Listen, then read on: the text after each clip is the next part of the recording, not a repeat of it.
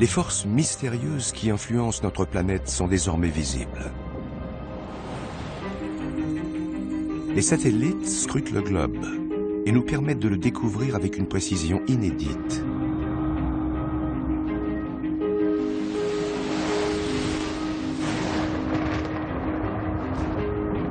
La Terre nous apparaît aujourd'hui comme un organisme vivant et dynamique.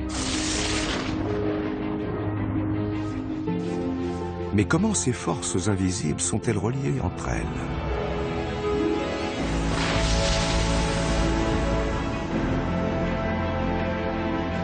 Et, au bout du compte, comment conditionnent-elles la vie?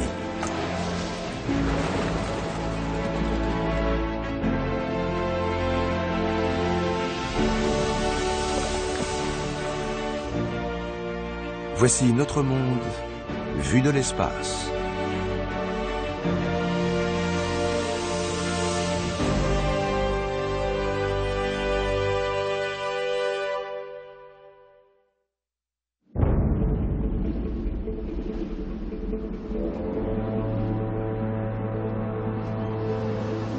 À 500 km à l'ouest de l'Afrique, dans l'archipel du Cap-Vert, des pêcheurs s'activent.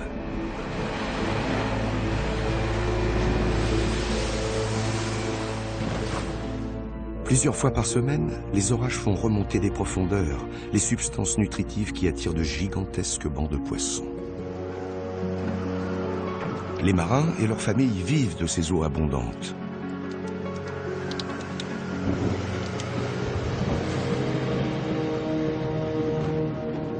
Le ciel se charge.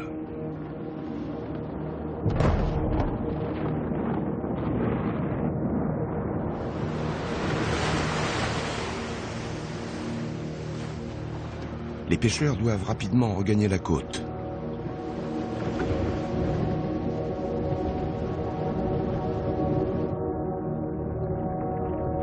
C'est la période la plus chaude de l'année et un phénomène extraordinaire est en train de se produire.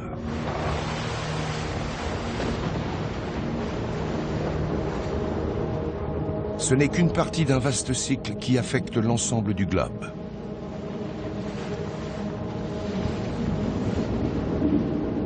On ne peut le voir que depuis l'espace et grâce aux toutes dernières technologies.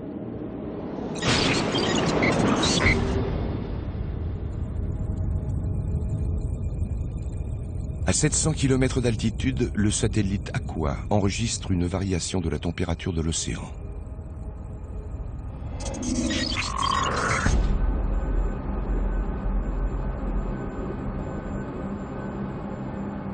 Le scanner infrarouge d'Aqua détecte que l'eau a franchi le seuil des 26 degrés, une température critique. L'eau de mer réchauffée, ici en jaune, commence à s'évaporer rapidement. De grandes étendues de vapeur transfèrent la chaleur des océans issus du rayonnement solaire vers l'atmosphère.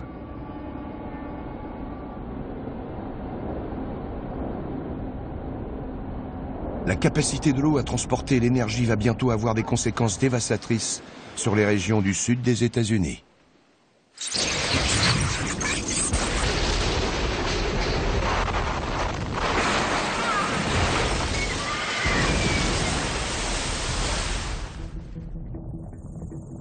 Aqua est l'un des 100 satellites qui transforment radicalement la compréhension de notre planète.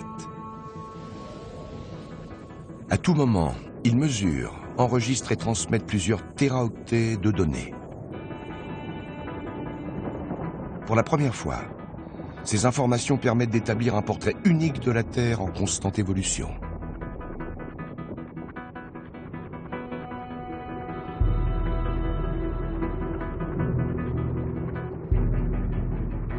Notre planète est un gigantesque supersystème.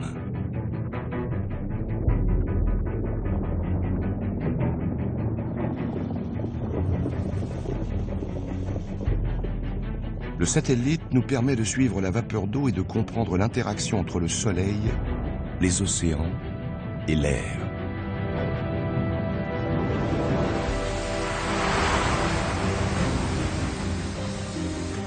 Ce que ces pêcheurs ne peuvent pas voir à l'œil nu, c'est que toutes les heures, 180 tonnes d'eau s'évaporent dans l'atmosphère. Avec elle, l'eau emporte l'énergie équivalente à la production d'une petite centrale nucléaire.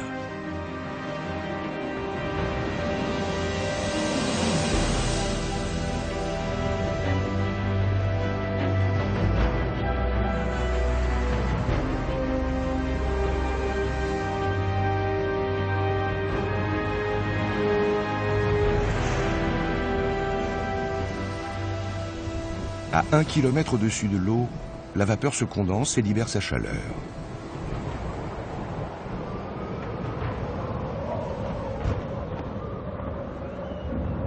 La température ambiante grimpe de plusieurs degrés.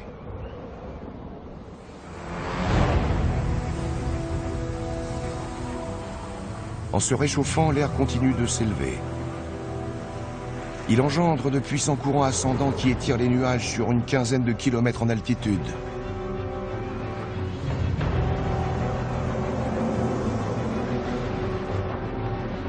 Tandis que l'orage se développe, l'effet de la rotation de la Terre oblige cette masse d'eau à tournoyer.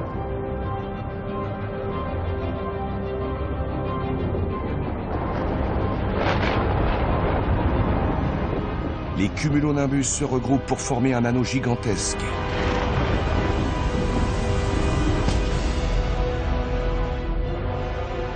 Un ouragan est né.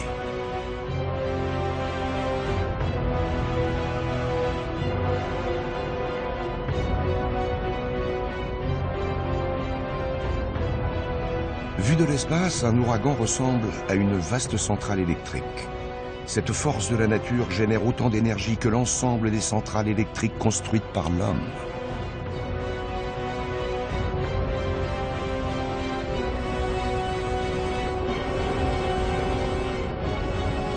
Observé depuis la Station spatiale internationale, l'ouragan traverse l'océan Atlantique jusqu'au golfe du Mexique. Les eaux plus chaudes de cette région alimentent alors cette spirale monstrueuse.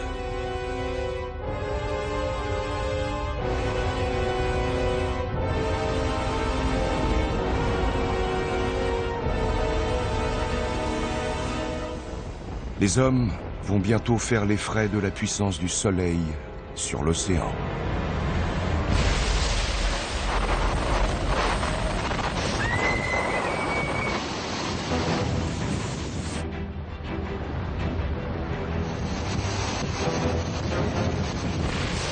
L'ouragan libère sa fureur.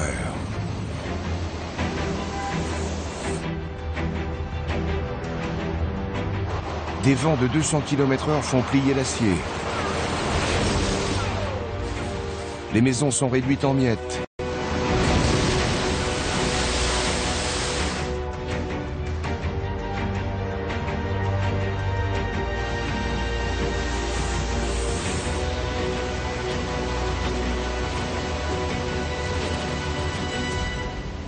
Ce témoigne de la capacité de l'eau à emmagasiner et à libérer de l'énergie.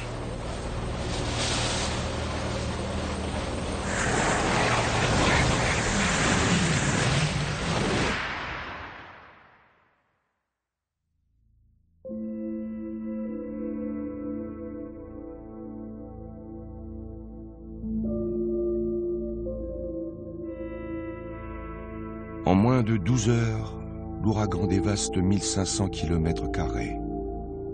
En Louisiane, des centaines de milliers de personnes sont sinistrées.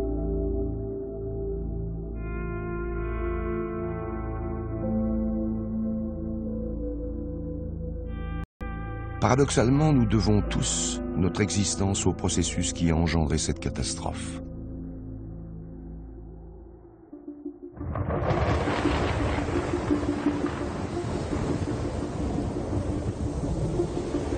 Un ouragan limite l'excès de pression lorsque l'océan se réchauffe trop. Il aide le climat à s'équilibrer en redistribuant la chaleur autour de la planète. Dans ce cas précis, il a fait baisser la température d'une grande partie de l'Atlantique de plus de 4 degrés. L'océan a retrouvé son équilibre.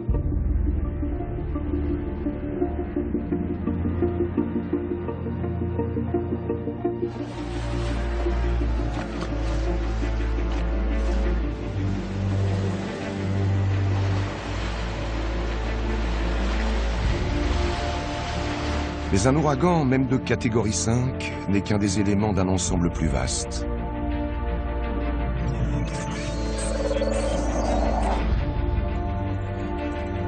La nouvelle génération de satellites révèle à quel point les phénomènes naturels sont intimement liés à l'échelle planétaire.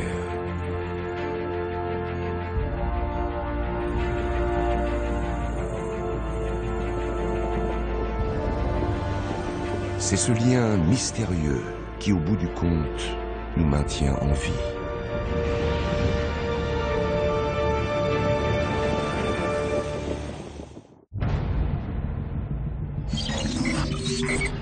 Tandis que la Terre tourne sur son axe, de nombreux satellites enregistrent les températures, les niveaux de pression, les charges électriques et même la lente progression des continents.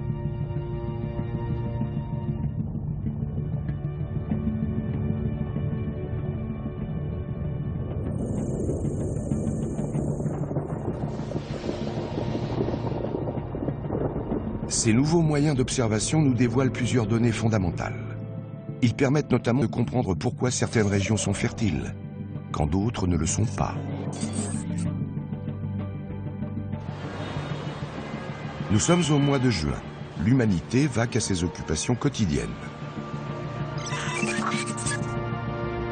À New York, la population profite d'une température de 25 degrés. Un léger vent d'est souffle et la ville se prélasse au soleil.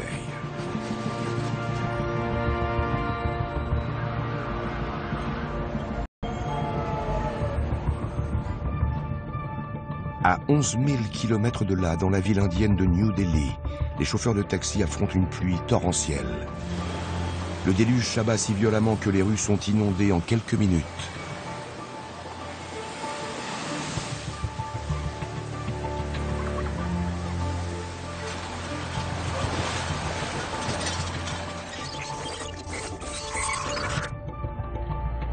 Au même moment, vu de l'espace, un feu de forêt ravage le nord de l'Australie. Et sous ces nuages, des grêlons martèlent la ville de Shanghai.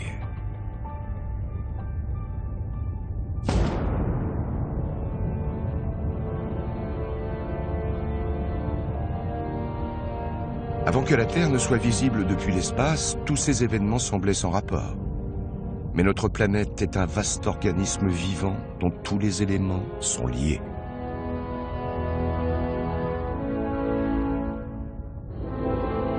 En confrontant les données de 5 satellites, on parvient à comprendre une partie du système, celle qui concerne notre atmosphère, cette enveloppe en perpétuel changement qui entoure la Terre.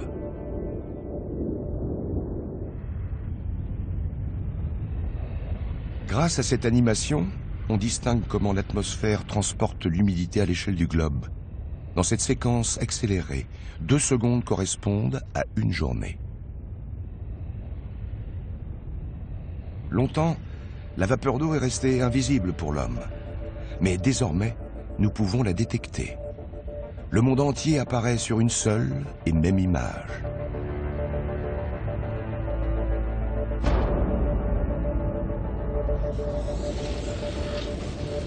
Les données satellites nous donnent une autre perspective de notre planète.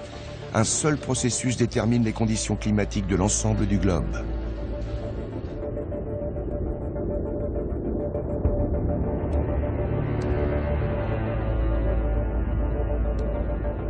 Les régions équatoriales reçoivent la plus grande partie de l'énergie du soleil et produisent l'essentiel de la vapeur d'eau.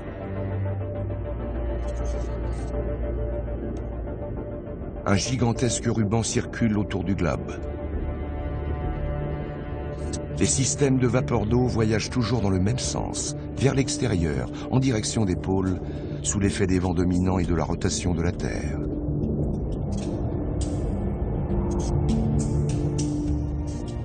Dans l'hémisphère nord, ils tournent dans le sens des aiguilles d'une montre. D'immenses tourbillons de vapeur s'étendent sur plus de 3000 km.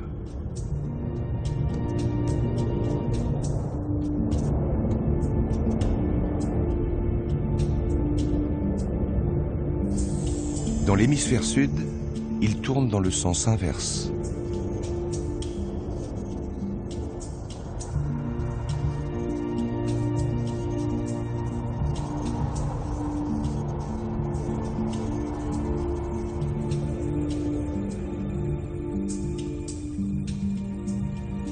Lorsque ces vents gorgés de vapeur d'eau se déplacent, ils engendrent des conditions spécifiques à chaque zone du globe.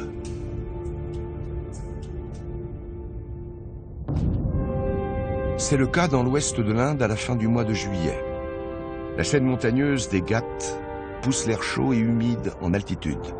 D'énormes nuages bourgeonnent. C'est ainsi qu'apparaît la mousson.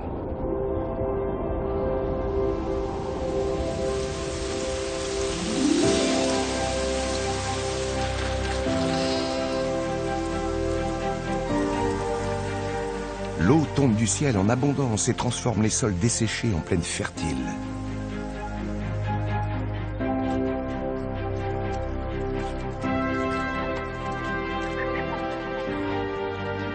En Chine, la mousson irrigue les innombrables rizières.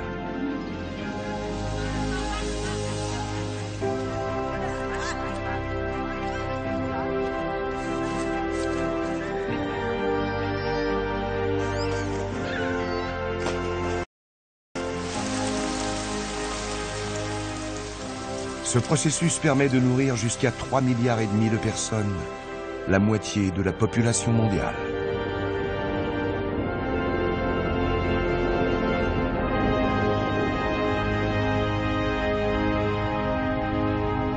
En revanche, de l'autre côté du globe, les vents dominants doivent traverser la cordillère des Andes avant d'atteindre le centre du Chili.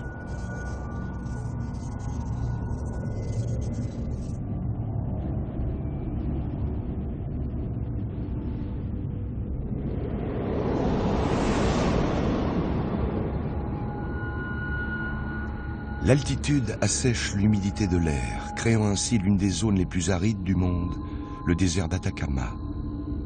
Certaines parties de cette région n'ont jamais enregistré la moindre précipitation.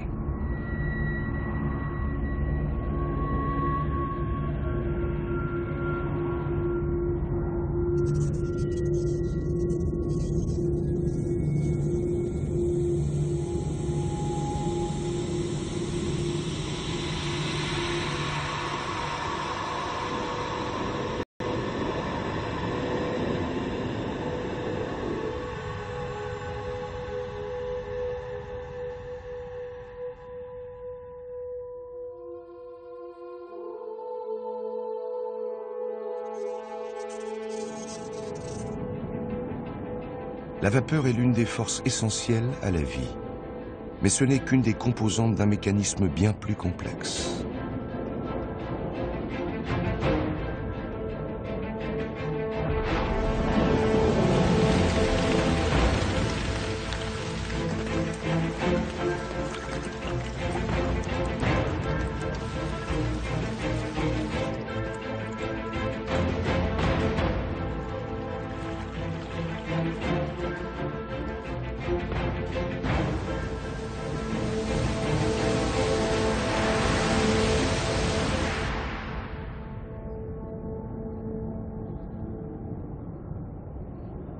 Pour observer un autre élément de ce mécanisme, il faut regarder la Terre sous un autre angle, sous les océans. Là où sévit une tornade de la taille d'un continent.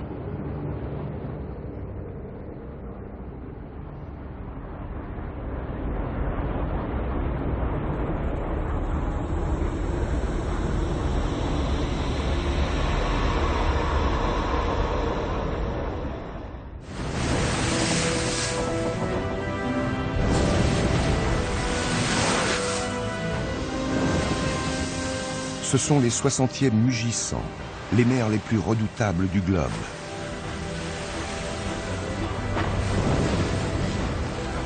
Les tempêtes et les vents dominants agitent les flots sans relâche, déplaçant 130 millions de tonnes d'eau à la seconde. Ce processus est alimenté par la circulation de la chaleur de l'équateur vers les pôles.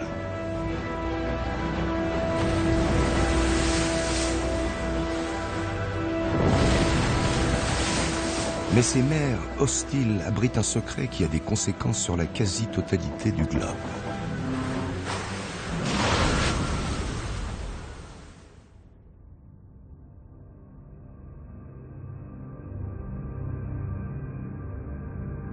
Pour le découvrir, il faut voyager encore plus au sud, jusqu'au pôle.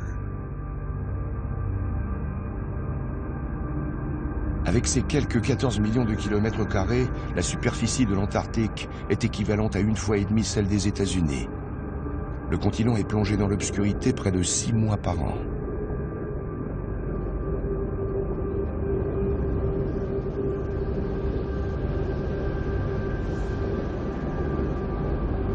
En hiver, la température peut descendre jusqu'à -80 degrés. Ce continent inhospitalier demeure la dernière étendue sauvage de la planète.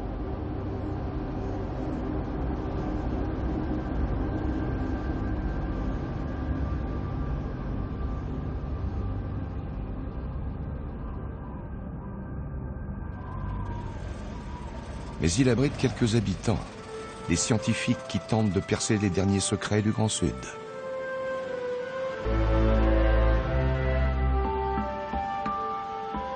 En s'appuyant sur les données des satellites, ces spécialistes cherchent à déterminer le rôle de ce continent de glace à l'échelle planétaire.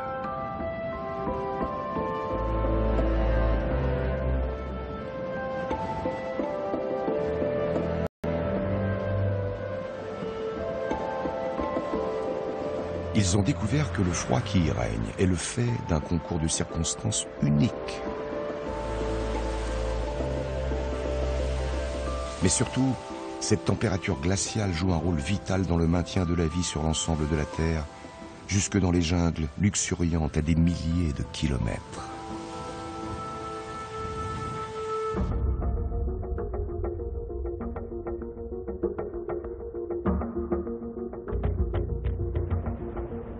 Ces images proviennent de données enregistrées par 17 satellites au-dessus de l'Antarctique. Elles révèlent l'existence d'un gigantesque système météorologique qui tournoie inlassablement autour du continent. Cette vaste spirale est entraînée par la rotation de la Terre.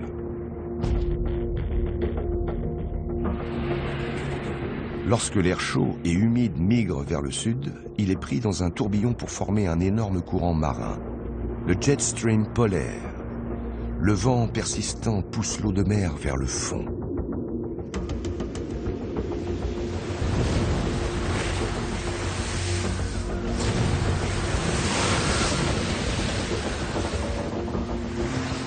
L'océan austral est le seul à être défini comme une masse d'eau qui entoure un continent. Il est parcouru par un immense courant circulaire de 11 000 km de diamètre, le courant circumpolaire antarctique.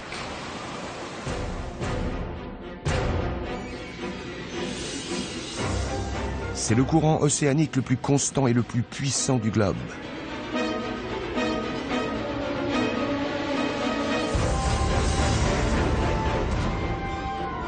Les 60e mugissants tirent leur nom de la conjonction des effets de la vapeur d'eau, du vent, de l'eau de mer et de la forme de la Terre.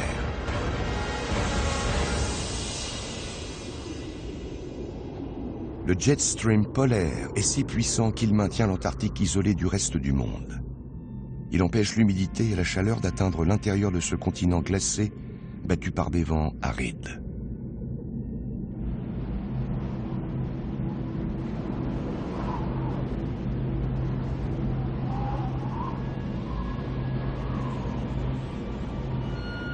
D'ailleurs, le blizzard ne résulte pas des chutes de neige, mais des cristaux de glace au sol balayés par les vents. Cet air, dense et froid, conséquence directe du jet stream polaire, maintient tout le continent dans une atmosphère glaciale.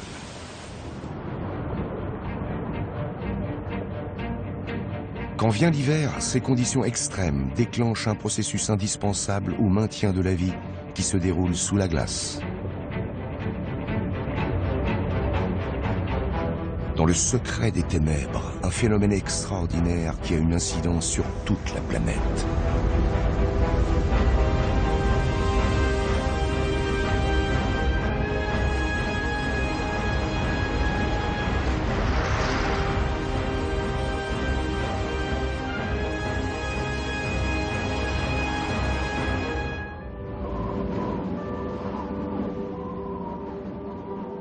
Ce processus n'est observable que lorsque l'hiver s'installe sur l'Antarctique. L'obscurité envahit le continent pour la plus longue nuit terrienne.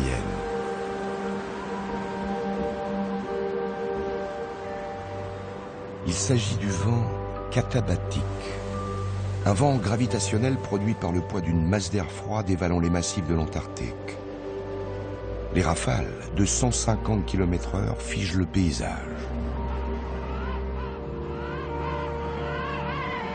Les manchots empereurs sont parmi les rares animaux à passer l'hiver sur le continent, mais ils survivent à peine sous ces conditions extrêmes.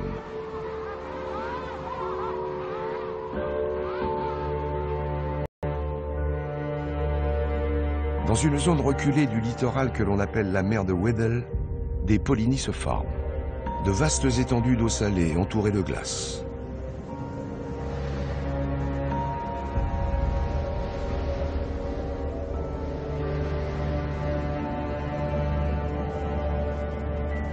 Le vent katabatique fait chuter la température de l'eau en dessous de zéro.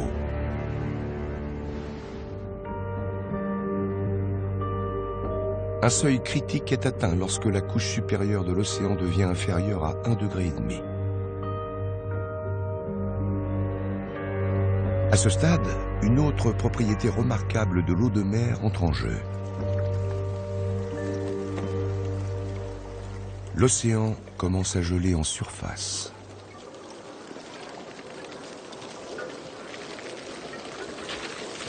Des cristaux se forment à une échelle microscopique et s'agrègent.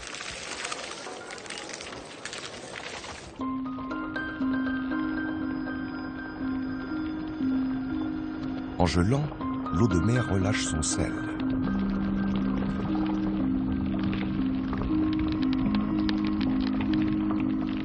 L'eau résiduelle qui n'a pas gelé devient plus salée.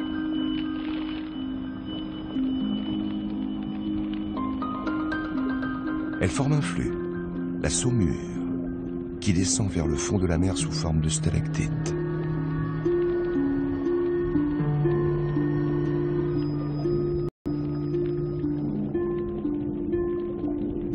La saumure, plus dense que l'eau de mer, s'enfonce inexorablement.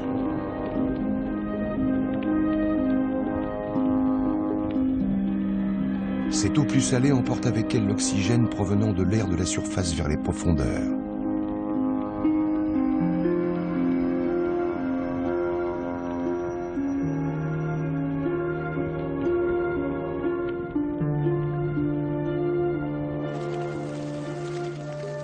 La formation de la glace s'accélère et s'intensifie. Bientôt, de grandes étendues apparaissent. Elles se durcissent pour former une masse compacte.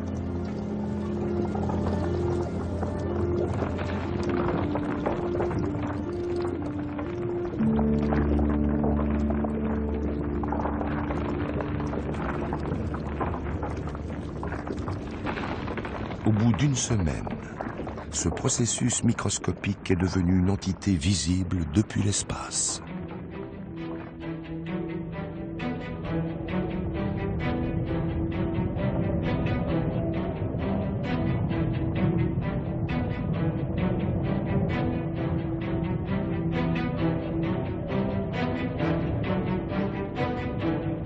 Les derniers relevés des satellites et des capteurs sous-marins font apparaître une conséquence de cette transformation qui, bien qu'invisible, s'avère très ancienne.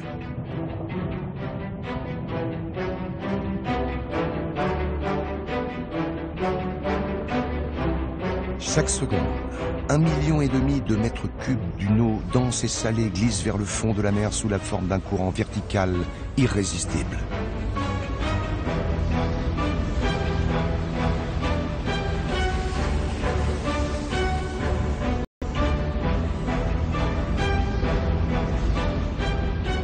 Là où l'eau atteint le plancher océanique, elle s'étend sur des centaines de kilomètres. Elle se déverse en cascade au-dessus du plateau continental.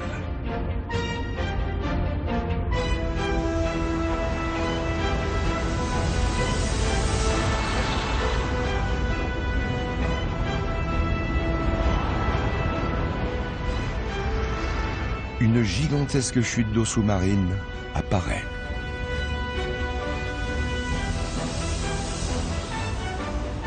Un torrent dont le débit est 500 millions de fois plus important que celui des chutes du Niagara.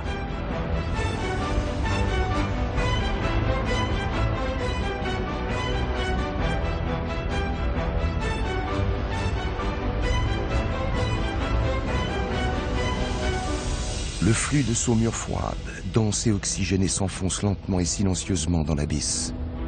Il ne refera pas surface avant 1 millier d'années.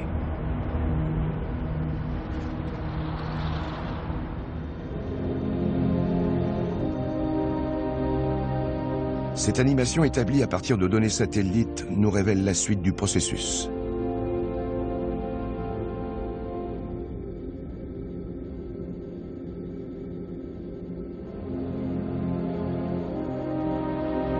Elle montre comment le courant venu d'Antarctique fait remonter l'eau jusqu'à l'équateur.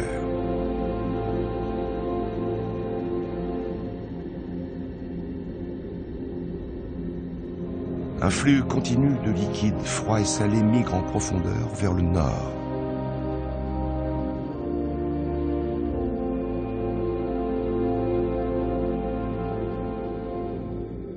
En circulant autour du globe, ces courants lents rafraîchissent tous les océans. Ce système très ancien ajuste la température moyenne de la mer au demi-degré près.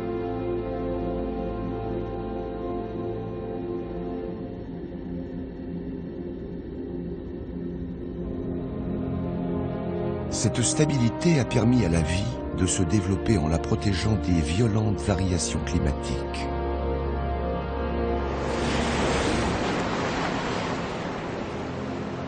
Lorsque l'eau des profondeurs regagne enfin la surface, elle commence une nouvelle vie en se mêlant à des courants plus chauds et plus rapides.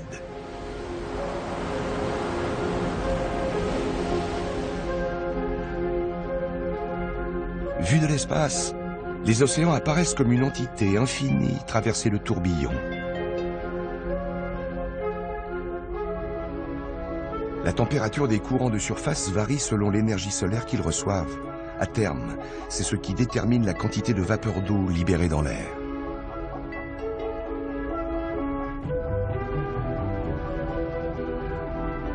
Ce sont ces variations qui entraînent les changements saisonniers sur Terre et dans les océans.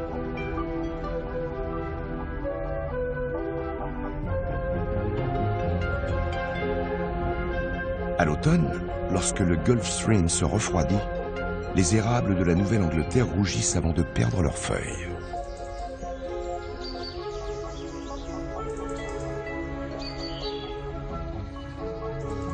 Six mois plus tard, de l'autre côté du globe, un autre courant, le Kuroshio, se réchauffe et déclenche la floraison des cerisiers japonais.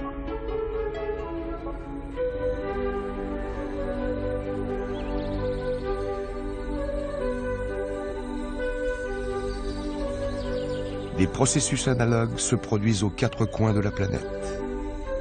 Ils y déterminent les cycles des saisons et de la vie.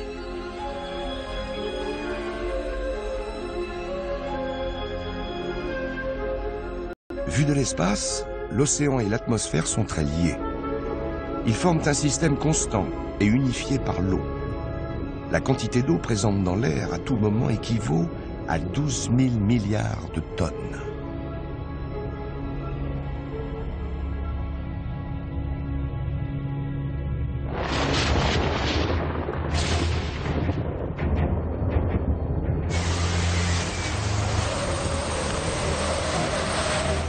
Chaque orage, chaque goutte de pluie appartient à ce vaste dispositif qui alimente en grande partie l'activité de notre planète.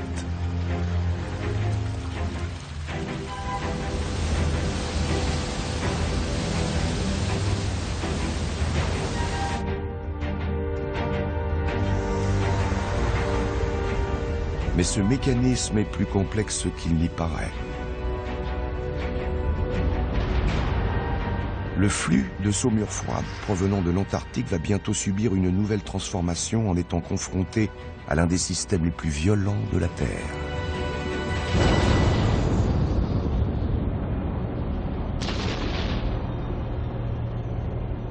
Lorsque l'eau et le feu se rencontrent, quelque chose de prodigieux survient. C'est ce processus qui est à l'origine de la quasi-totalité de la vie.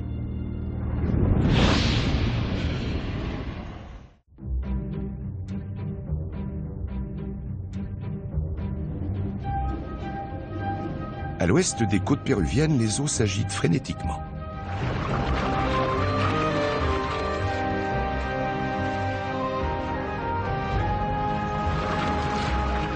Des millions d'anchois et de sardines dévorent le plancton.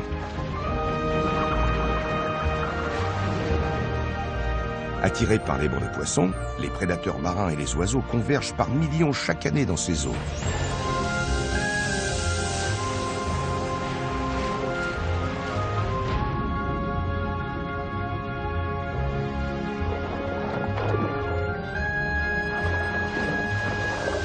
La densité de la vie marine est ici l'une des plus fortes du globe, ce qui explique la présence des hommes.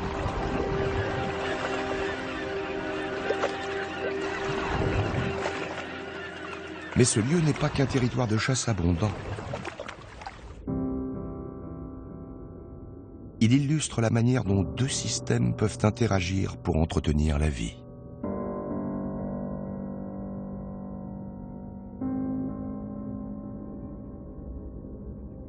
Le premier est le cycle de l'eau. Le second provient des entrailles de la Terre constituées de matière en fusion.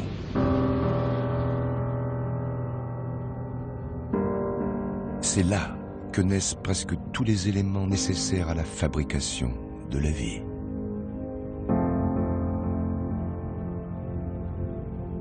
La Terre n'est pas une boule de roche dure, mais une sphère de fluide en fusion recouverte d'une croûte solide.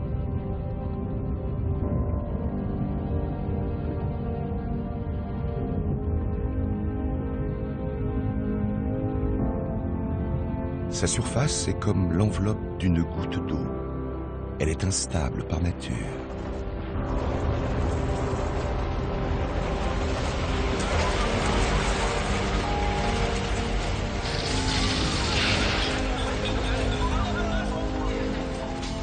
Un séisme frappe la ville de Sendai avec une telle violence que certaines parties du Japon progressent de 2 mètres vers le continent américain.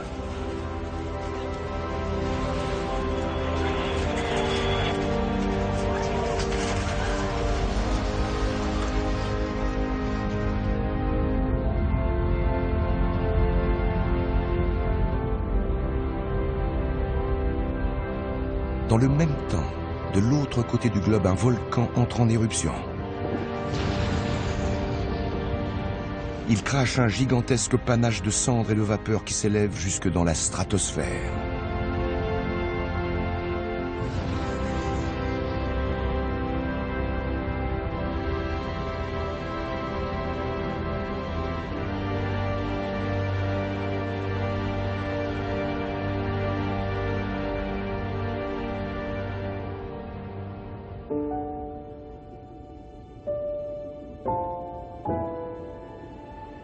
Les phénomènes d'une telle intensité sont causés par les courants de roches en fusion qui circulent en permanence sous la croûte terrestre.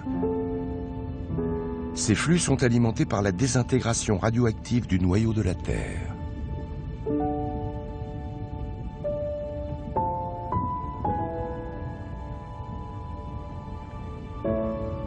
Cette matière qui se répand en perçant l'écorce terrestre fournit les éléments essentiels à la vie. L'eau et le feu interagissent en plusieurs endroits du globe. Mais c'est au fond des océans que leur rencontre est la plus féconde.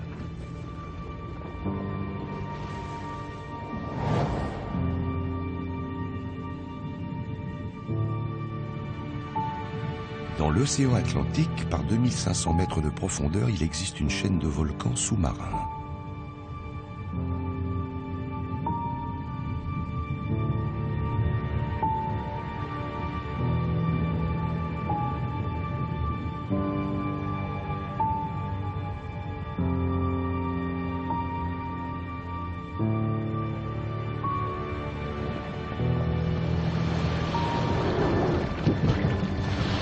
Les éruptions déversent de la lave et des gaz brûlants.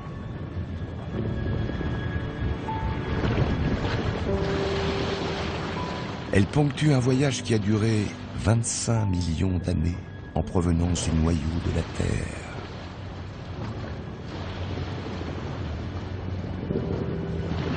C'est un environnement acide et toxique où les pressions sont des centaines de fois plus élevées qu'à la surface. C'est ici que la chimie élémentaire de la vie prend forme.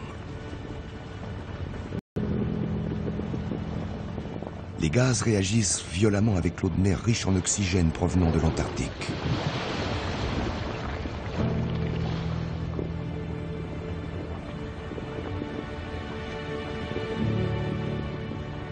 les minéraux brûlants issus des entrailles de la Terre se dissolvent.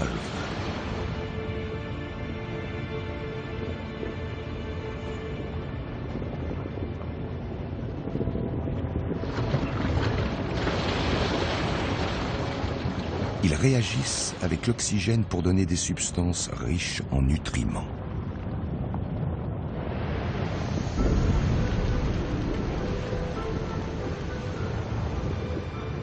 L'eau de mer, désormais saturée en minéraux, émerge alors à travers des cheminées hydrothermales.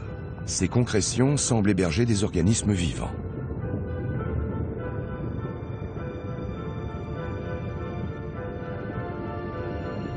Les bactéries sont les premières à les coloniser. Dans cet environnement si fertile, les micro-organismes prospèrent.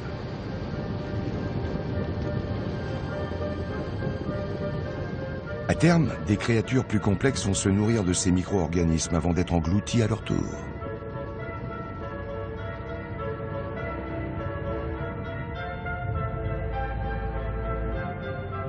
L'abondance de nutriments est telle que le surplus est charrié par les courants océaniques à travers le globe et enfin jusqu'à la surface.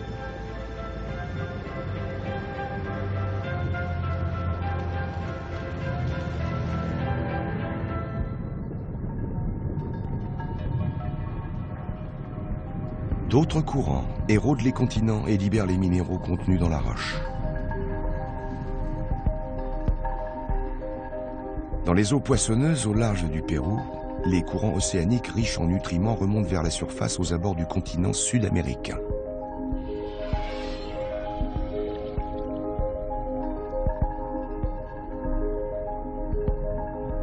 Dans ces eaux, le phytoplancton, un plancton végétal microscopique, se développe grâce à l'énergie solaire. Ces organismes monocellulaires prospèrent en fixant le gaz carbonique contenu dans les molécules d'air.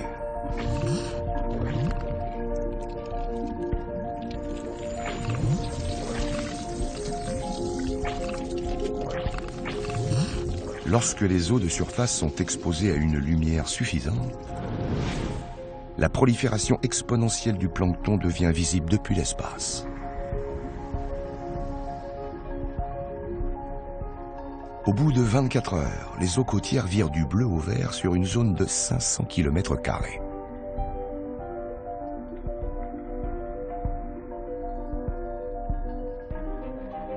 L'efflorescence de phytoplancton déclenche l'un des plus grands rassemblements d'animaux marins du globe.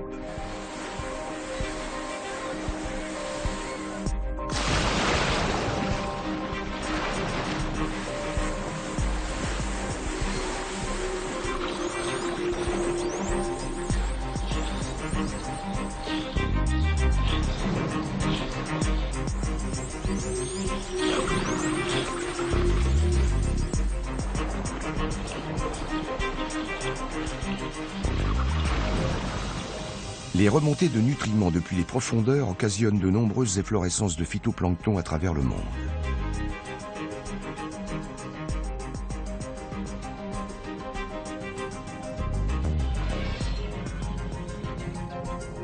Ce phénomène, représenté ici par de longs rubans verts, peut couvrir jusqu'à 20% des océans de la planète. Le plancton est la base de la chaîne alimentaire. Il contient les minéraux essentiels aux milliards de créatures vivantes qui peuplent les océans. Ces minéraux ont passé des millions d'années à circuler au cœur de notre planète et forment désormais les briques élémentaires de la vie marine.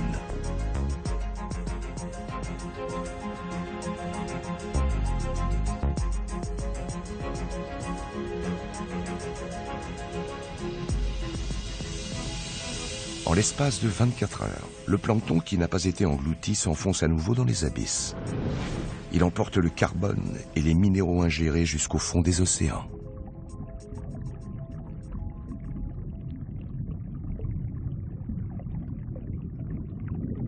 Il va rester là plusieurs milliers d'années et former une couche de sédiments organiques d'1 kilomètre d'épaisseur. Une grande partie de ce plancton émergera au cours de l'étape suivante du cycle. Elle fournira les substances chimiques essentielles à la continuité de la chaîne de la vie, mais cette fois sur la terre ferme. Ce processus joue un rôle crucial dans la nourriture que nous mangeons, comme dans l'air que nous respirons.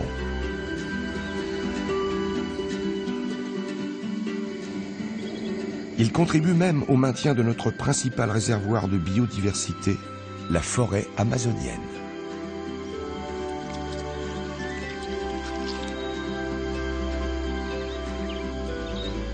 Mais pour voir ce processus à l'œuvre, il faut se rendre dans une région très aride.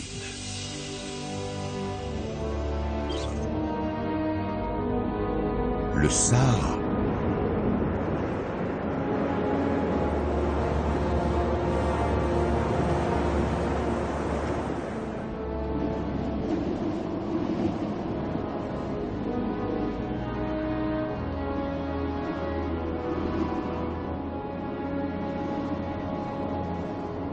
Le désert du Sahara était autrefois recouvert d'une végétation luxuriante. Mais aujourd'hui encore, cette étendue desséchée joue un rôle essentiel dans le cycle de la vie sur la Terre.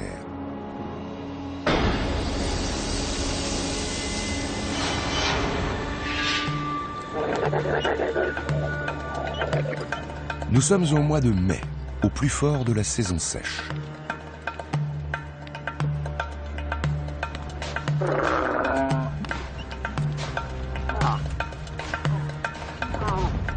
Les troupeaux de chameaux progressent à travers l'une des régions les plus exposées du Sahara. Une ancienne mer intérieure qui s'est asséchée il y a 5000 ans. La dépression de Baudélé.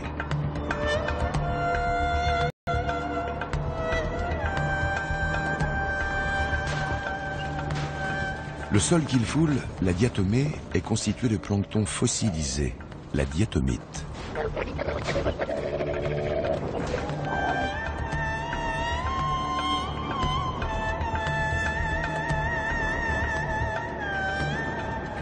C'est un sol riche en composés ferrugineux et phosphoreux, deux éléments indispensables à tous les organismes vivants.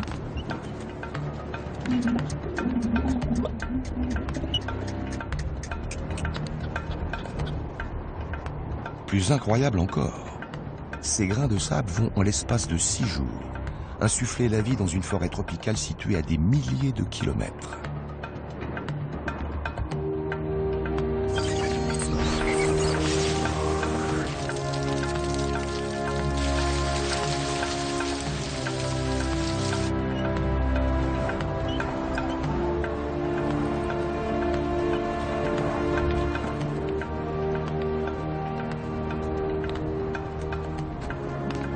Il suffit qu'une seule de ces particules s'envole pour que le processus de renaissance commence.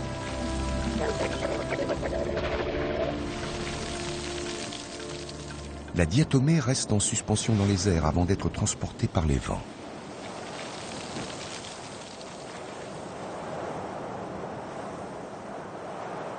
Elle est bientôt suivie par d'autres particules microscopiques.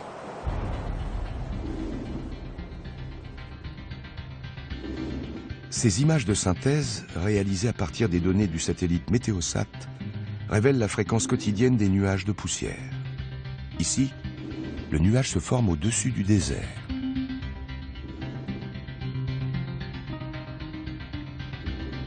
Les poussières se soulèvent chaque jour, à midi, avec une exactitude chronométrique. Le processus microscopique se transforme en une gigantesque tempête de poussière qui s'élève à une centaine de mètres et s'étend sur plusieurs kilomètres.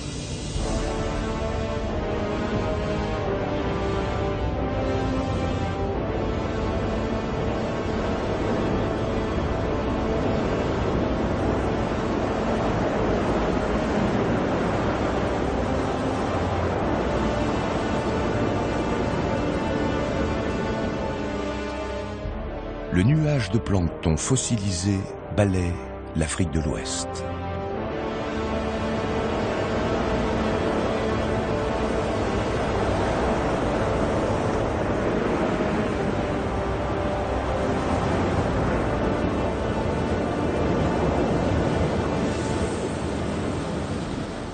Au niveau des côtes occidentales, la poussière s'élève dans l'atmosphère et entame un long voyage au-dessus de l'océan Atlantique, poussé par les vents dominants.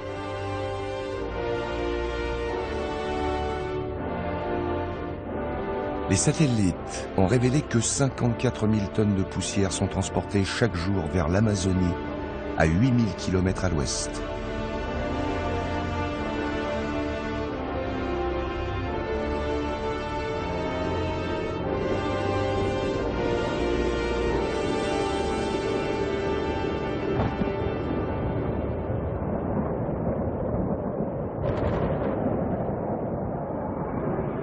C'est là, dans le ciel de la forêt tropicale, que le plancton fossilisé entame une nouvelle vie.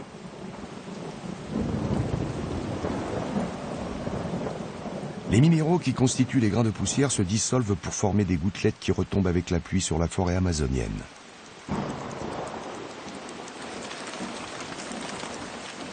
Les précipitations augmentent tout au long de la saison des pluies. 40 millions de tonnes de poussière africaine se déversent sur la forêt.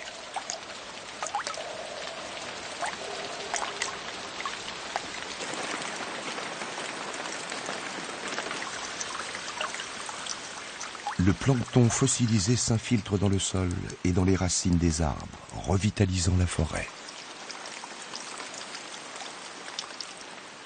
Le processus de fertilisation de l'Amazonie par la poussière du Sahara est devenu visible grâce aux satellites.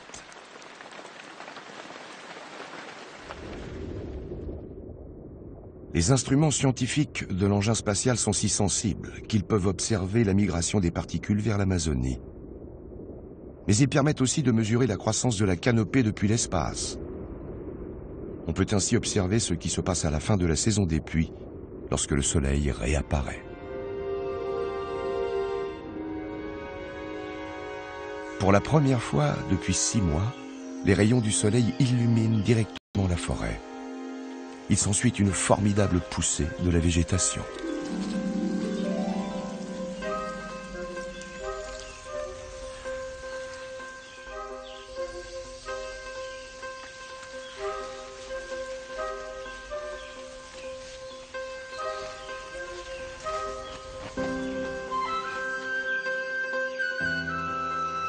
En moins de 10 jours, le nombre de feuilles est multiplié par 4.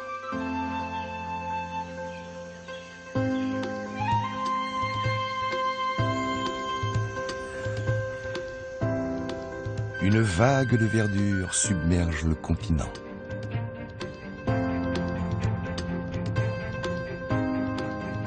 La migration des poussières de Baudelaire vers l'Amazonie n'est qu'un des processus parmi les milliers d'autres, analogues, qui répartissent les minéraux essentiels à travers les différents écosystèmes du globe.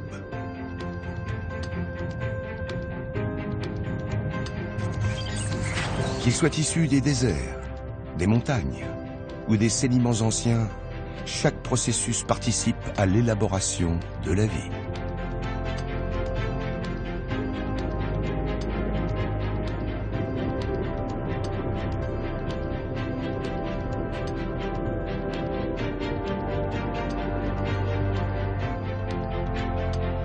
Tous les sols de notre planète dépendent de ces processus. Les grandes plaines du nord de l'Amérique sont constituées de dépôts provenant des périodes glaciaires, propices à la production de blé et de maïs. Au Bangladesh, le delta du Gange est riche en fer issu de l'érosion des massifs de l'Himalaya, un ingrédient essentiel à la culture du riz.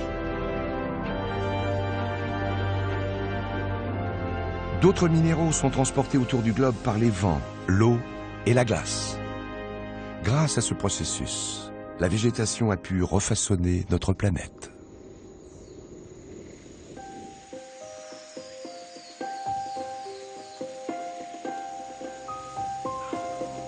Les plantes sont bien plus qu'un simple produit des sols.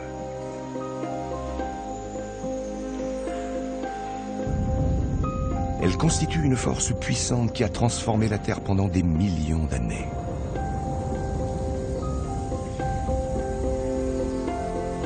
Elles ont modifié la composition de l'air et ont défini l'espèce humaine telle qu'elle est aujourd'hui, en façonnant de nombreux aspects de notre corps et de notre esprit.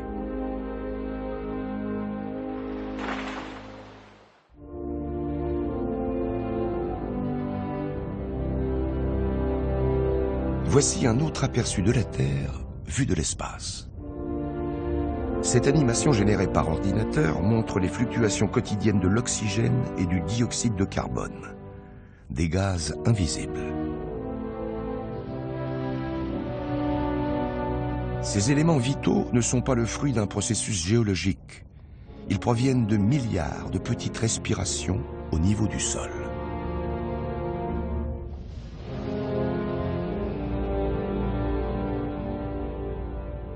Pour comprendre ce mécanisme, il faut retourner en Amazonie.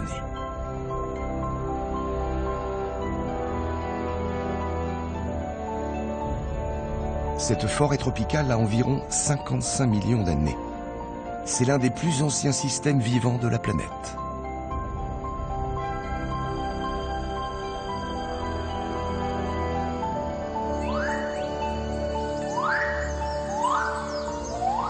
Elle abrite une biodiversité qui concentre près de la moitié de la vie sur Terre.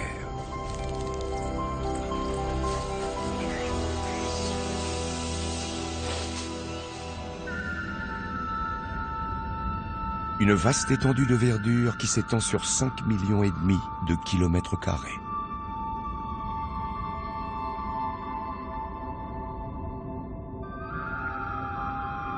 Comme l'Antarctique ou le désert du Sahara, ce vieil écosystème joue un rôle vital dans les rythmes de notre planète.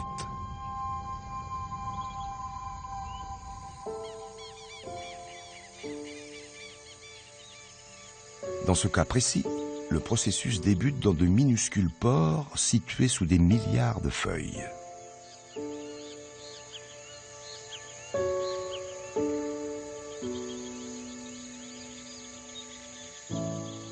Pendant la journée, la feuille fixe le dioxyde de carbone présent dans l'air. Elle convertit le carbone en sucre et libère un gaz volatile, l'oxygène.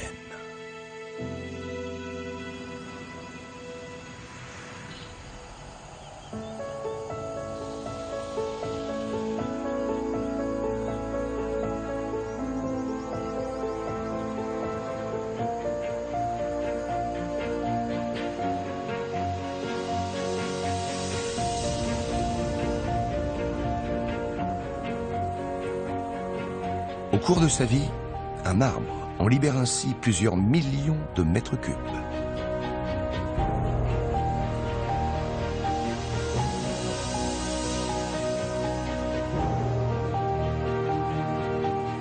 Chaque jour, la forêt amazonienne fabrique 1/5 de l'oxygène de notre planète.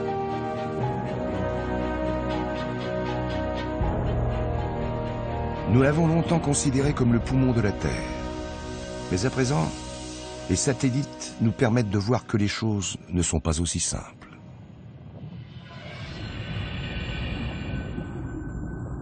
Grâce aux observations satellites, on a constaté qu'au cours de la nuit, la forêt amazonienne réabsorbait la plupart de l'oxygène produit durant la journée. Pour libérer un excédent d'oxygène, il faut donc une étape supplémentaire.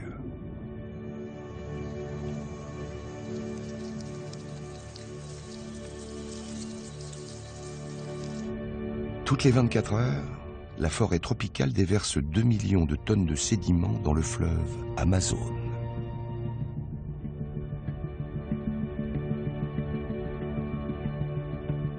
Les sédiments dérivent jusqu'au delta de l'Amazone, à 6000 km à l'est.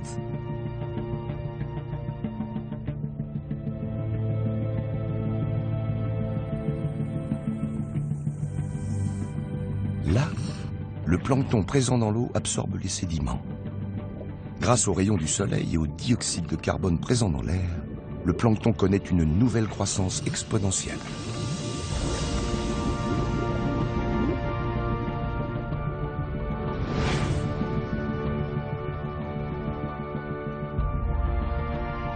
L'efflorescence accrue libère une telle quantité d'oxygène qu'elle est visible depuis l'espace.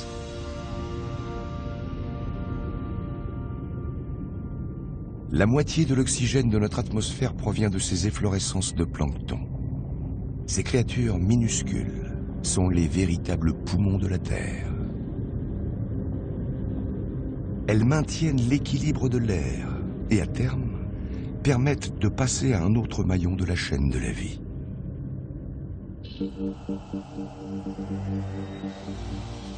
Une atmosphère riche en oxygène volatile est à l'origine de créatures plus complexes. Des créatures capables de se mouvoir rapidement grâce à leur queue, leurs ailes, leurs bras et leurs jambes.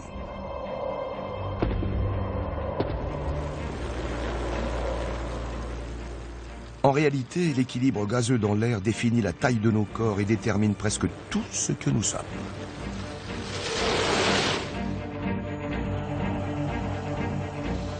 L'oxygène semble cependant avoir un inconvénient. Il est si volatile qu'il peut déclencher des réactions violentes et incontrôlables. Le feu en est la plus meurtrière.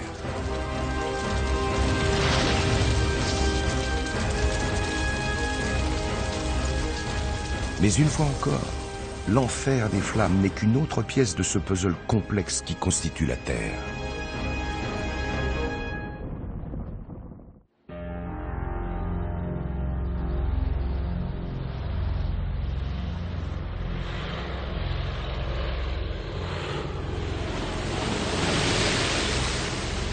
Nous sommes au mois d'octobre. Au Canada, un gigantesque incendie ravage l'État du Yukon.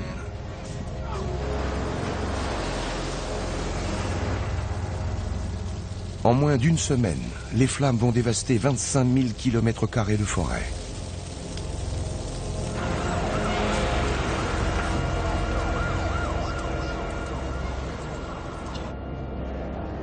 Au même moment, en Sibérie, 4 000 hectares de forêt brûlent.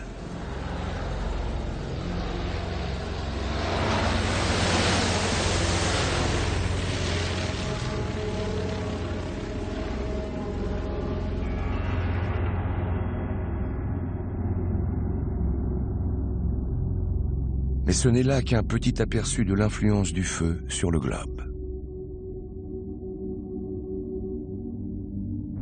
Ces milliers de petits points rouges représentent plus d'1 million de kilomètres carrés de forêt qui partent chaque jour en fumée.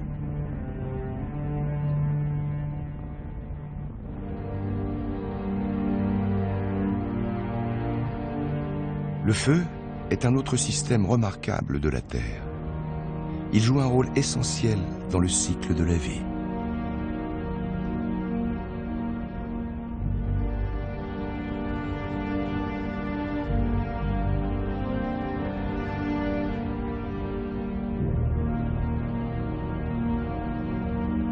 La forêt boréale du nord du Canada est un endroit idéal pour le voir en action.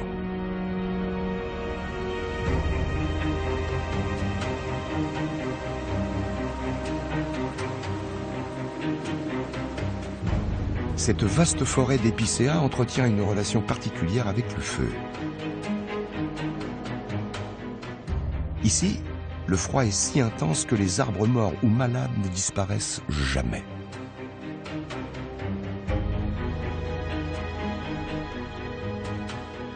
Le bois renferme les ingrédients nécessaires au déclenchement d'une nouvelle vie. Mais si rien ne se produisait, il faudrait des siècles avant que ces arbres ne se décomposent. Le feu peut ramener ce processus à quelques heures.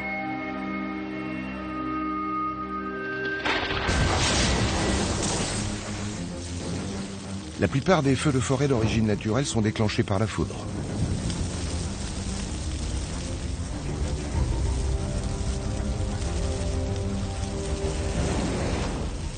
Les épicéas sont le combustible idéal. Ils s'embrasent et brûlent avec une telle facilité qu'une simple étincelle suffit à les enflammer.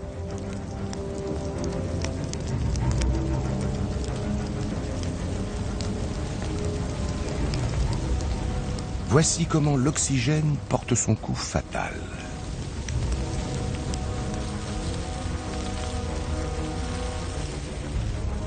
Lorsque l'air se réchauffe, l'oxygène se combine avec les atomes de carbone présents dans le bois des arbres.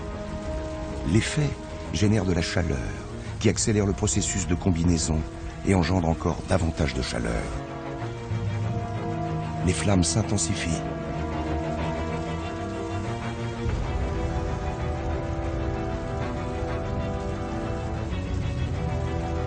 Pendant que l'incendie fait rage, les plantes libèrent l'énergie solaire accumulée au fil de leur croissance.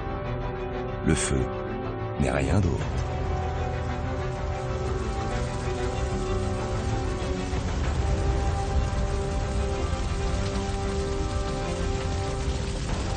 Lorsque nous regardons les flammes, nous observons en réalité la puissance du soleil se libérer de la matière vivante dans laquelle elle s'est accumulée au fil du temps.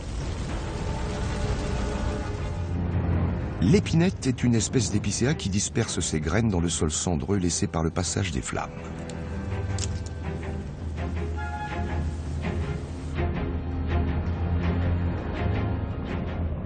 Depuis l'espace, on peut observer les effets liés au feu de forêt.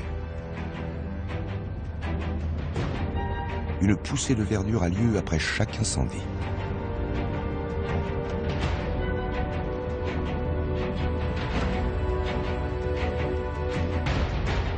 Les feux de forêt entretiennent l'équilibre d'un grand nombre d'habitats sur Terre. Sans eux, certains écosystèmes stagneraient au lieu de se régénérer.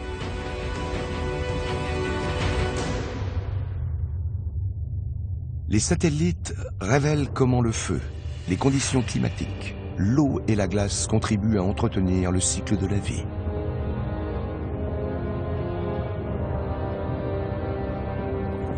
Ces éléments travaillent ensemble au sein d'un système complexe et très ancien.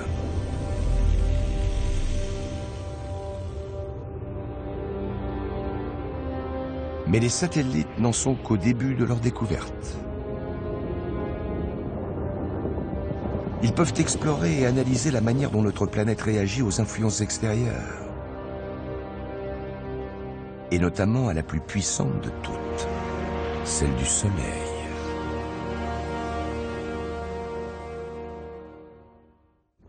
La lumière du Soleil agit sur les vents et les conditions climatiques de notre planète. La plupart des précipitations du globe sont déclenchées par le rafraîchissement nocturne de l'air. L'espèce humaine est soumise au même rythme circadien, le rythme biologique d'une journée. Elle est conçue pour répondre à l'afflux d'énergie quotidien du Soleil.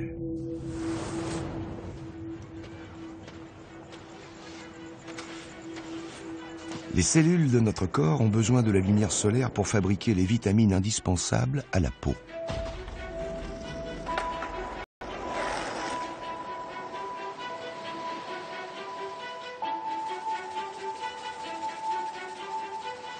Les voies aériennes empruntées par les avions illustrent bien notre relation intime avec le Soleil. Les appareils volent vers l'ouest le matin pour prolonger leur durée de vol diurne, et vers l'est le soir pour réduire leur temps de vol de nuit.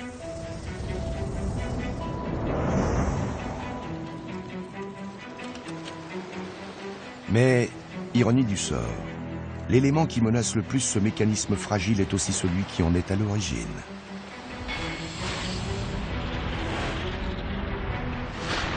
L'énergie émise par le Soleil. Un satellite enregistre son rayonnement ultraviolet. Des particules chargées, des protons, des électrons et des neutrons sont expulsés en permanence en même temps que de gigantesques rayonnements électromagnétiques.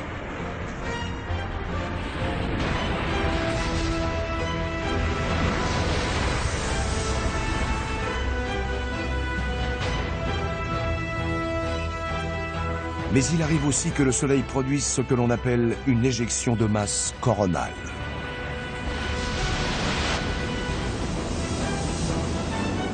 Cette animation générée par ordinateur montre un nuage de plasma de plusieurs millions de kilomètres de large qui se dirige vers la Terre.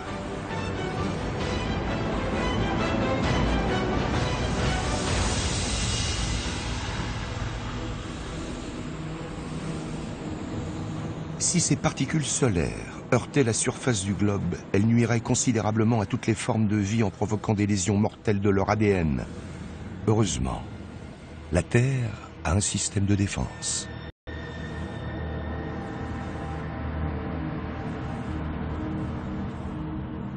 Un champ magnétique invisible, la magnétosphère, entoure notre planète comme le montrent ces images.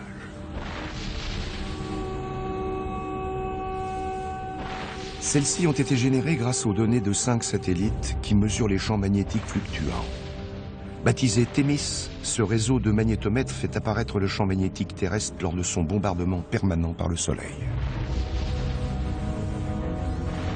La forme du champ magnétique résulte de la force du rayonnement qui le percute. Une larme au contour indécis qui avoisine les 320 000 km de diamètre.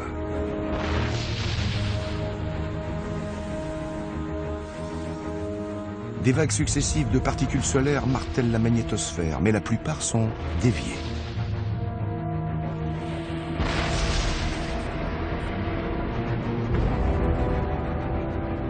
Lorsqu'une éjection de masse coronale se produit, les particules chargées soulèvent les couches externes de la magnétosphère.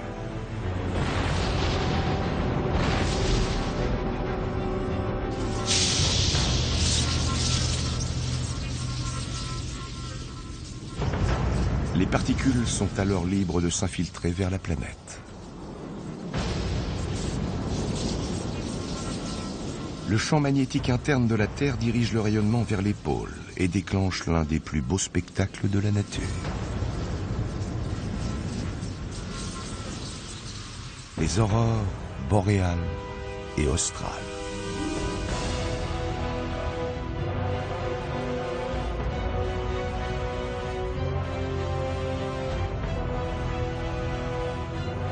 Sur ces images, on peut observer la seconde ligne de défense de la Terre.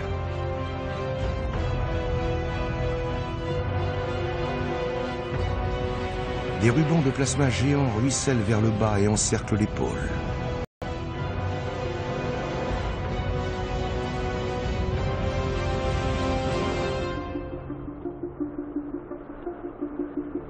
En heurtant la haute atmosphère à une vitesse extrême, ils excitent les molécules d'air.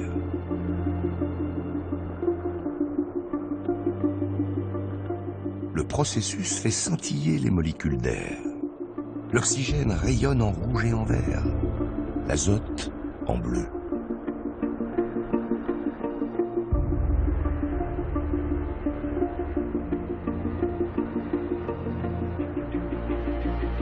L'énergie qui menace toutes les formes de vie sur Terre est dissipée par la haute atmosphère.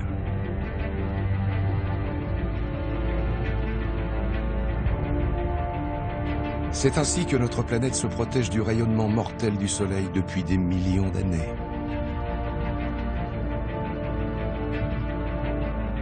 Mais ce n'est là qu'une partie du dispositif dont dispose l'atmosphère pour protéger la vie.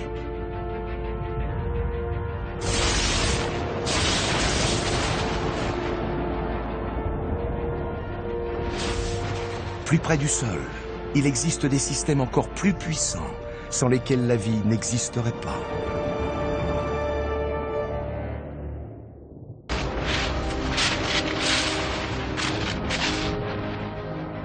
Des forces, qui, si elles n'étaient pas contrôlées, pourraient littéralement déchirer l'atmosphère.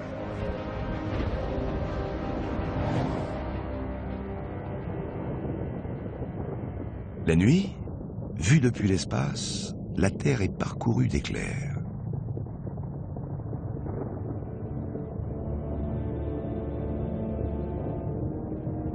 Les astronautes de la Station spatiale internationale sont souvent surpris par la fréquence et l'intensité des orages électriques qui éclatent en contrebas.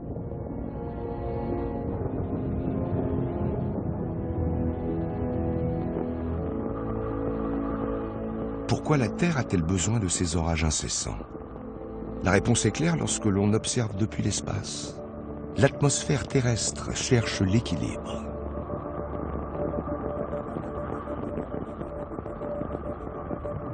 Chaque jour, la combinaison de la lumière solaire et de la vapeur d'eau engendre 40 000 cumulonimbus.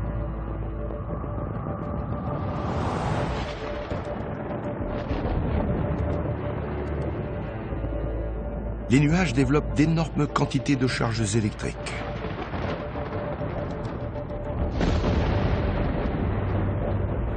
Toutes les 30 minutes, un cumulonimbus moyen génère une puissance de 100 MW.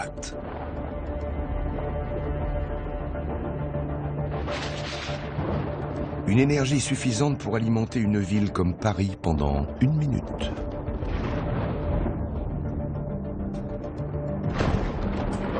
Pour s'équilibrer, il doit transmettre l'énergie négative vers le sol sous la forme d'un éclair.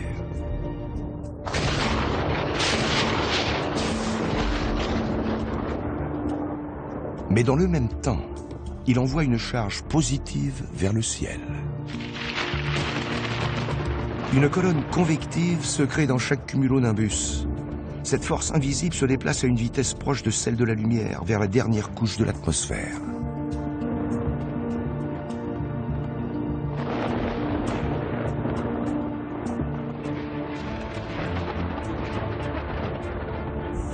Il s'agit de l'ionosphère, un voile fin, essentiellement constitué d'hydrogène et d'hélium. Pour la première fois, nous pouvons observer comment les charges électriques interagissent avec cette couche d'air.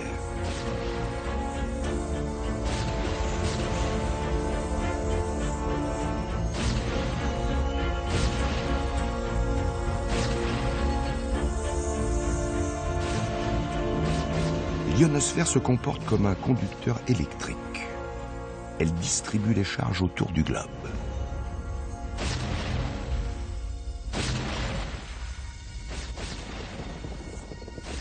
Sans ce circuit électrique global, la vie pourrait ne pas exister.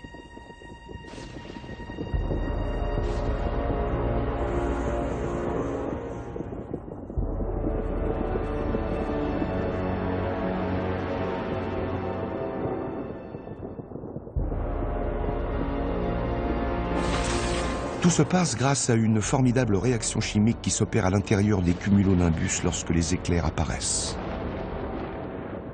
La charge électrique présente dans le nuage d'orage s'intensifie. Au-delà d'un certain seuil, l'apparition d'un très grand nombre d'ions permet la circulation d'un courant électrique.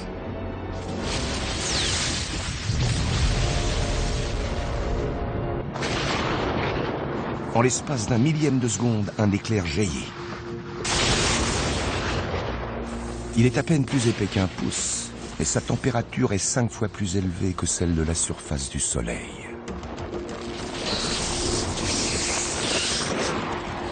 Tandis qu'elle se consume dans l'atmosphère, cette décharge d'énergie casse les molécules d'azote présentes dans l'air.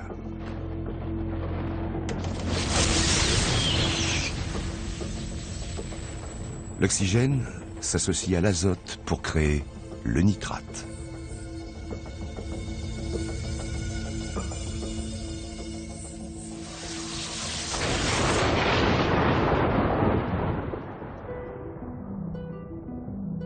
Chaque jour, environ 14 000 tonnes de nitrate sont transportées par les vents autour du globe et tombent sur la Terre avec les pluies.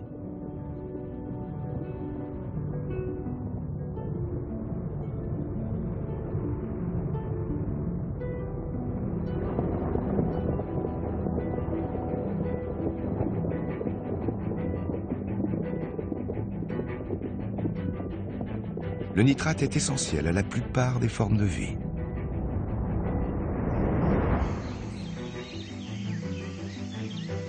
De la photosynthèse des plantes à la respiration d'organismes plus complexes, le nitrate a engendré des réactions chimiques fondamentales chez les organismes vivants depuis des millions d'années.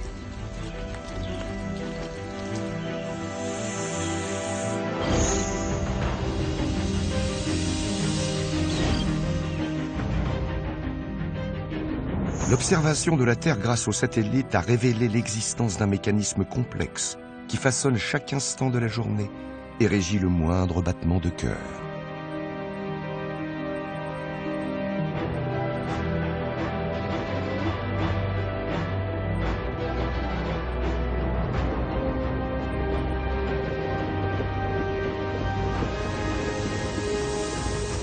Mais pour que notre vision d'ensemble soit complète, il nous faut considérer un dernier aspect. L'influence profonde et indéniable exercée par une seule espèce animale, l'homme. L'observation de la Terre depuis l'espace nous a révélé l'existence d'un système d'une complexité insoupçonnée, où processus lents et ultra rapides sont intimement reliés.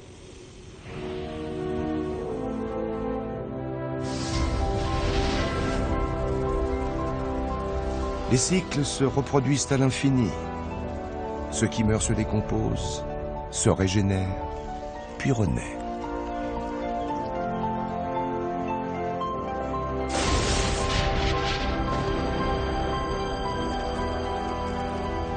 Qu'il s'agisse de la puissance inaltérable de l'eau, du rayonnement solaire, ou des forces électromagnétiques qui s'exercent tout autour de nous, chaque interaction de ces éléments se traduit par un délicat équilibre.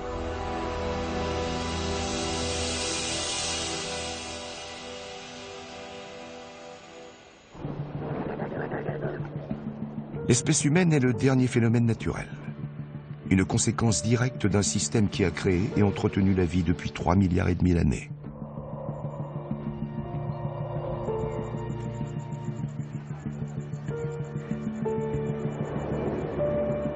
Nous avons développé une intelligence. Ce simple fait nous a permis d'interférer dans les processus ancestraux de la Terre.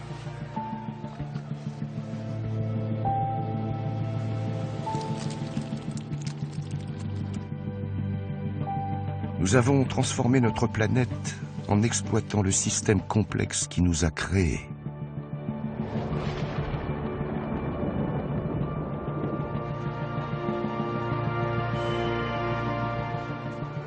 Notre capacité à contrôler notre environnement a provoqué une croissance rapide de notre population et s'est traduit par notre prédominance en tant qu'espèce. Aujourd'hui, notre influence est visible sur 80% du globe.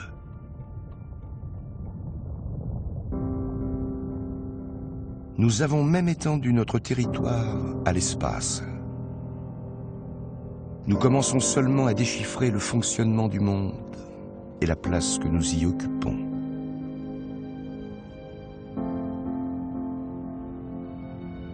C'est un moment crucial dans l'histoire. Il suffit de contempler notre planète à travers l'œil des satellites pour comprendre que nous sommes devenus une force qui l'influence.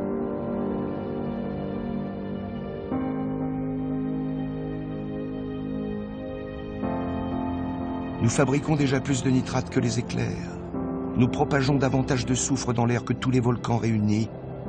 Et nous émettons plus de CO2 que la forêt amazonienne ne peut en absorber. Nos villes génèrent des particules, provoquent des orages électriques et ont une incidence sur le niveau de précipitation. Nous avons un impact sur un grand nombre de cycles naturels. Vu de l'espace, l'influence de l'espèce humaine peut être perçue comme un processus naturel. Les gaz émis par les navires et les avions, les voitures et les centrales nucléaires sont le produit d'une espèce que la Terre a elle-même engendrée. Mais il y a une nuance capitale.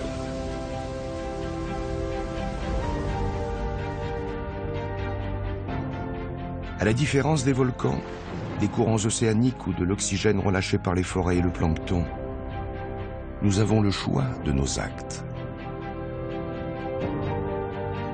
Aujourd'hui, les satellites nous permettent de prendre la mesure de notre impact sur le monde.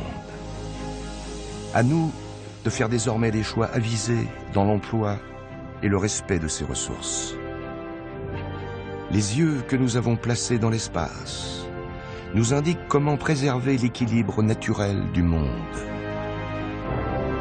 Il ne tient qu'à nous d'en tenir compte.